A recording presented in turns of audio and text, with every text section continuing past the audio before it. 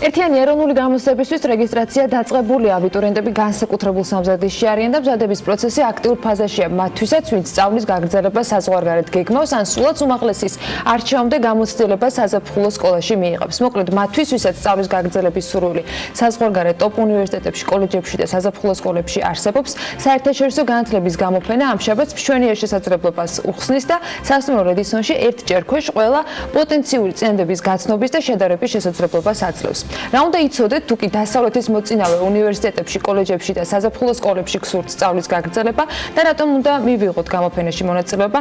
ამაზე მარიამ ადამიანს შემოგვიერთდა სტუმართან ერთად სასაუბროთ. მარიამ, დილამშვიდობის. დილამშვიდობის, ანა. თუკი სწავლის გაგრძელებას საზღვარგარეთ გეგმავთ, გამოფენა თქვენთვის განსაკუთრებით საინტერესო იქნება. როგორია სასწავლებელში მიღების პირობები და ფინანსების შესაძლებლობები და საცხოვრებელი გარემო. ყველა კითხვაზე პასუხს უშუალოდ ამერიკული, ბრიტანული და ევროპული უნივერსიტეტის წარმომადგენლებისგან მიიღებთ. გამოფენა იქნება ასევე კომპლექსური ყველა საკუთრივი ჯგუფისთვის და თითოეული უნივერსიტეტისა და კოლეჯისა და საზაფხულო სკოლის წარმომადგენლებს გამოყოფილი ექნება საკუთარი მაგიდე, სადაც ერთ-ერთზე ექნება შესაძლებლობა კანდიდატებს უნივერსიტეტის წარმომადგენლებს გაესაუბრონ შეხვდნენ. ასევე გეტყვით იმასაც, რომ გამოფენაზე დასწრება თავისუფალია, ხოლო კონსულტაციის მიღება სრულიად უფასო. გამოფენამდე ერთი დღით ადრე საქმიანი დილა საგანმანათლებლო სააგენტო ILL-ის დირექტორს მასპინძლობს და მეტ ინფორმაციას მერაბ გაფუნიას გამოვისმენთ. დილამშვიდობისა, მადლობა რომ დილიდან ჩვენთან ერთად ხართ. ბატონო მერაბ, დავიწყოთ მთავარი კითხვით. რატომ უნდა დავესწროთ ამ გამოფენას და რატომ არის სასარგებლო და ინფორმატიული სტუდენტებისათვის და აბიტურიენტებისათვის? პირველ რიგში დავესწროთ იმიტომ, რომ ეს გაძლევს უნიკალურ შესაძლებლობას, ეს გამოფენა, რომელიც ხვალ გაიხსნება რედისონ ბოლივარიაში 11 საათიდან 18 საათამდე იქნება, მათ დასწრება შესაძლებელი, რადგან ეს მოგცემთ უნიკალურ შესაძლებლობას, რომ უშუალოდ გაიაროთ გასაუბრებები, ინტერვიუები ევროპის, ამერიკის და დიდი ბრიტანეთის უნივერსიტეტებთან, კოლეჯებთან და საზაფხულო სკოლებთან. უშუალოდ მოусმინოთ მათ წარმომადგენლებს, შეხვიდეთ მათთან კონტაქტში და დეტალურად მიიღოთ ინფორმაცია როგორც მიღების პირობებზე, სტიპენდიებზე, საცხოვრებელ პირობებზე და ასე შემდეგ. ბევრი საკითხთან დაკავშირებით, რომელიც აინტერესებს როგორც სტუდენტს, პოტენციურ სტუდენტს, ასევე მათ მშობლებს. ბატონო მერაბ, თქვენ 10 წელია მსგავს ღონისძიებას ატარებთ, გამოფენას მასპინძლობთ დედაქალაქში. წელს რით იქნება განსხვავებული ეს გამოფენა და რატომ უნდა დააინტერესოს სტუდენტებს წელს განსაკუთრებით? წელს განსაკუთრებით იმიტომაც იქნება საინტერესო და საკმაოდ, რომ ჩვენ ჩამოვიყვანეთ და მოვიწვიეთ ისეთი უნივერსიტეტები და კოლეჯები, რომლებიც უფრო იყო ორიენტირებული იქნება უფრო ბიუჯეტური საფასო საგმებთან დაკავშირებით. რამდენიმე ისეთი ევროპული უნივერსიტეტი არის წარმოდგენილი, სადაც მინდა ეხლა ფასს არ გამოვაცხადებ პირდაპირ ეთერში, მაგრამ მათი ფასები უფრო ნაკლებია, ვიდრე ზოგიერთი ქართული უნივერსიტეტი. ეს შეეხება როგორც იტალიურ უნივერსიტეტებს პირველ რიგში უნდა ხაზი გაუსვა, ასევე ბალტიისპირეთის უნივერსიტეტებს და ევროპულ უნივერსიტეტებს.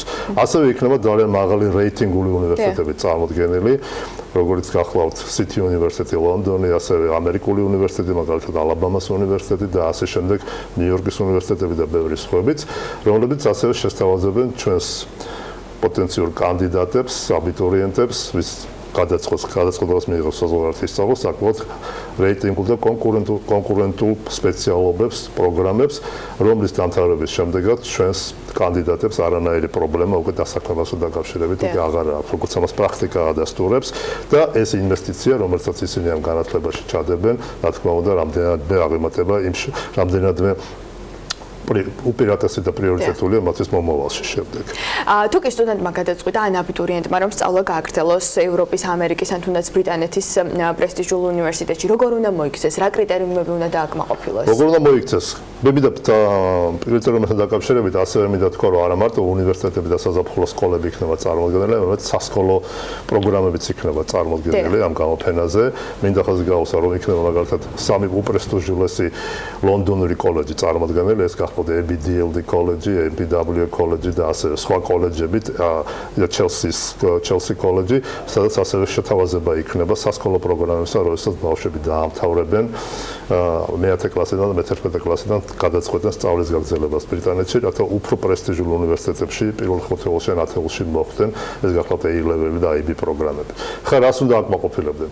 უნდა აკმაყოფილებდნენ აუცილებლად, რომ მათ უნდა ჰქონდეთ მაღალი GPA, ეს გახლავთ საშუალო მათი სკოლის ნიშნები. იქნები, მაღალი GPA აუცილებლად, ეს გახლავთ IELTS-ის და TOEFL-ის მაღალი ქულები, ეს გახლავთ ინტერვიუზე მაღალი შეფასების მიღება, როდესაც გასაუბრებაზე დაждდებიან და ასევე სხვა აქტივობები, რომელიც ძირითადად მოიცავს იცით აქტივობებს, როგორც არის აქტივობები სასკოლო პერიოდში, კონფერენციებში მიღება, საერთაშორისო კონფერენციები, ოლიმპიადები და ასე შემდეგ. და აგრეთვე კარგი არის ასევე, რა თქმა უნდა, სამოტივაციო წერილის დაწერაც, რომელიცაც ასევე კარგი მნიშვნელობა ენიჭება.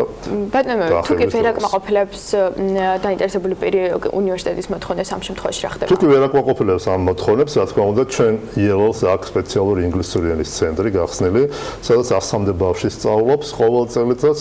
ჩვენ ვეხმარებით მათ ინგლისური ენის მომზადებაში, საერთაშორისო გამოცდებისათვის სერტიფიკატებში, როგორც აღნიშნე IELTS, TOEFL, ასევე ვეხმარებით SAT-ში მომზადებაში, ასევე ერთერთი დახმარებით მომენტი არის, რომ სამოტივაციო წერილის დახმარებაში და მართლაც ჩვენ არ წერთ ამ სამოტივაციო წერილს, ისინი ბავშვები წერენ, მაგრამ მათ ჩვენ ვასწავლით, როგორ უნდა შედგეს ეს სამოტივაციო წერილი და როგორ უნდა იყოს ჩამოყალიბებული და აგრეთვე უწევთ კონსულტაციებს, counseling-ს, ასე რომ ვთქვათ, university college counseling-ს, რასაც ჩვენი ძირითადი მიმართულებაა, თუ როგორი უნივერსიტეტები უნდა ავირჩიოთ იმ პირობებიდან გამომდინარე, რომელსაც კანდიდატი თავის აკადემიური და ფინანსური მდგომარეობით ჩვენ გაგვაცნობს, რა იქნება მისთვის ყველაზე ხელსაყრელი და ოპტიმალური, რომელი ქვეყანა იქნება, რომელიც მათ შეესაბამება, რომ რაც შეიძლება უფრო რეიტინგულ უნივერსიტეტში წავიდეს, დაამთავროს და შემდეგ პრობლემა და შემდეგ იყოს კონკურენტული შრომის ბაზარზე.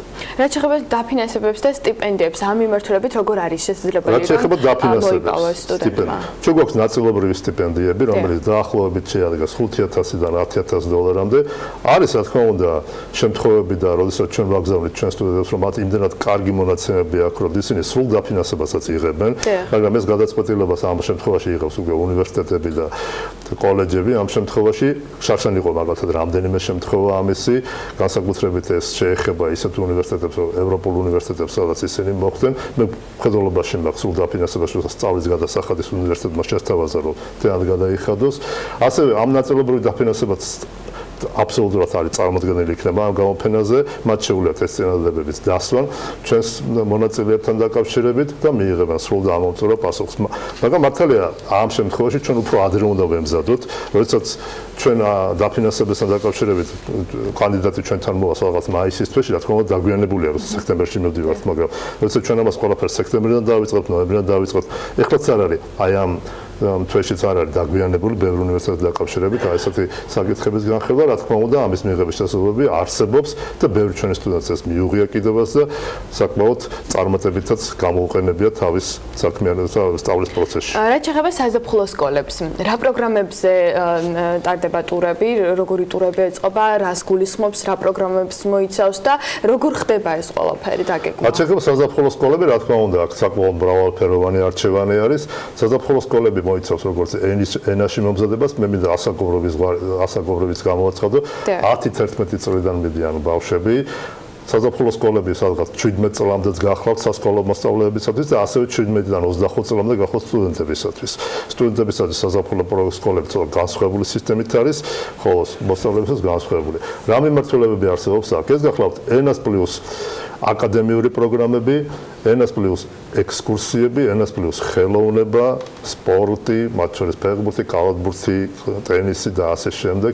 ასევე ენას პლუს ლიდერთა სკოლები, როცა კრეატიული აზროვნებისა და შეჯიბრებითობის პრინციპით ხდება სტუდენტების და მიმართულებები გახლავთ ესეთი როგორც აკადემიურ პროგრამებში მედიცინა, გახლავთ საინჟინრო პროგრამები, ბიზნესი და ეკონომიკა, საერთაშორისო ურთიერთობები და პოლიტიკა და ასე შემდეგ. რაც შეგვიძლია არის საზაფხულო სკოლები, რომელშიც შეიძლება თავიდან მხოლოდ ენის გაუმჯობესების თვალსაზრისით თუ წავალთ, ხოლო ეს იქნება ინტენსიური ინგლისური ენა, ან გერმანული, ან ფრანგული, ან ესპანური, ნებისმიერი არჩევანი შეიძლება გაკეთდეს ნებისმიერ ამ ქვეყნებში, რადგან არჩევანი საკმაოდ ძალზე დიდია. ასევე საფასო სეგმენტიც არის საკმაოდ განსხვავებული. ჩვენ გვაქვს საკმაოდ დაბალფასიანი საზაფხულო სკოლებიც, ასევე საშუალო ფასიანი და მაღალფასიანი. ყველაფერი არის დამოკიდებული იმაზე, მშობლებს და სტუდენტებს რა კატეგორიის საზაფხულო სკოლები გვინდა ჩვენ ბავშვი გაუშვათ, როგორი საფასო სეგმენტში გვინდა რომ მოვაქციოთ ეს ბავშვები და ასეთ შემთხვევაში ეს არჩევანი საკმაოდ ფართოა. მე მინდა ყველა მშობელს და ყველა სტუდენტს უსურვო, რომ რეკომენდაცია გავუწევ საზაფხულო სკოლებში, რადგან ასეთ სკოლებში სწავლის დროს ბავშვები გადიან ადაპტაციას საზღვარგარეთ სწავლასთან დაკავშირებით და ერთხელ და ორჯერ როცა გავაგზავნით სანამ ისინი სკოლას დაამთავრებენ საზაფხულო სკოლებში, შემდეგ არც ერთ მათგანს აღარ უჭირს მე უნივერსიტეტში სწავლის გაგრძელება საზღვარგარეთ ნებისმიერ ქვეყანაში და მართლაც ეს უცხო აღარ არის და ეს ადაპტირების პროცესი საკმაოდ ადვილად ხდება.